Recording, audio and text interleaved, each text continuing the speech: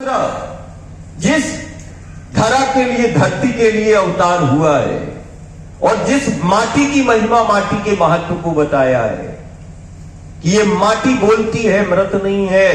मृत थोड़ा ही ना कोई पालन, मुर्दा पालन पोषण नहीं करता। मृत नहीं है, जीवित है। माटी बोलती है, माटी की महिमा, माटी के महत्व को बताया है, माटी से जुड़ के जीना सिखाया है। कृष्ण की सबसे बड़ी भक्ति हो जाएगी, माटी को जहर मुक्त कर दो, यमुना जी के आंचल को जहर मुक्त कर दो। ये इस सदी की सबसे बड़ी सेवा और इस काल का, इस समय का सबसे बड़ा यज्ञ है। अपनी आहुतियां एक एक गांव डाल दे, वक्त है। आज चारों तरफ संक्रमण और आपदा है, यज्ञ हो रहे, पूजन हो रहे, पाठ हो रहे, उसके बावजूद भी गांव संक्रमण और आपदा का शिकार हो रहा है। कहीं हमारी जीवन शैली तो गलत नहीं दिशा में चली गई? भक्ति में संदेह नहीं है, भक्ति तुम्हारी प्रबल है, भक्ति में संदेह नहीं, तुम्हारे समर्पण में कोई संदेह नहीं, लेकिन तुम्हारी जीवन शैली में विसंगतियां आ गई हैं।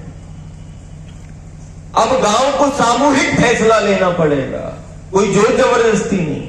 देखो, आज माटी को यदि जहर मुक्त कर लिया तो हम अपने बच्चों को और गांव को बचा पाएंगे।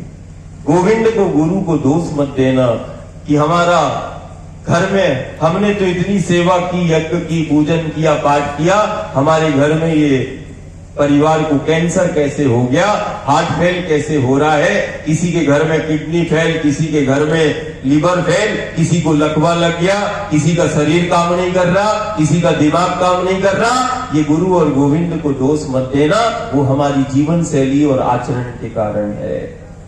जिस राम और कृष्ण का हम चिंतन कर रहे हैं, नाम स्मरण कर रहे हैं, उसने अपनी लीला में प्रत्यक्ष बता दिया है।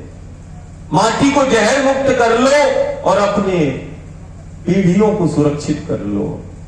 जब से माटी में जहर मिलाया 30-40 साल हुए होंगे, इससे ज्यादा नहीं, 50 साल हुए होंगे। उत्पादन, आय को बढ़ाने के लिए अब तो इतना है कि बिना जहर मिलाए कोई फसल और भाजी तरकारी कुछ नहीं होती है। इतना हमने माटी में जहर मिला दिया है कि बिना जहर के अब फसल पाना संभव नहीं। इतना हमने, अब धीरे धीरे सामूहिक पंचायतें फैसला कर लें। ये सरकारों के विषय नहीं है, ये समाज के विषय है। समाज को निश्चित करना पड़ेगा। आज यदि कीटनाशक और रसायन और जहर डाल के यदि हम